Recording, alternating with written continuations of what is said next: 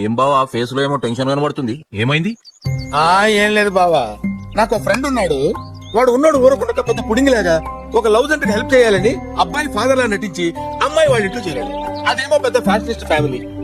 ఎప్పటికైనా నాటకం బయటపడుతుందేమో అని భయపడి చేస్తున్నాడు. బయటపడితే ఏమవుతుందంట? నరుకుతారు. నరుకుతారు, నరకేస్తారు. అదంటే ఫ్యాషనిస్ట్ ఫ్యామిలీ. మన ఫ్యామిలీలో అలాంటివి ఏమి ఉండవు కదా.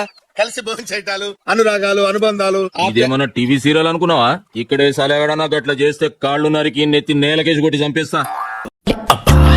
నాకు ఈ టార్చర్ ఏంట్రా అంతే. అయినా గట్లాంటి గలీ సలగాలతో నీకేం దోస్తి బావా? ఎదవ బావా వాడు.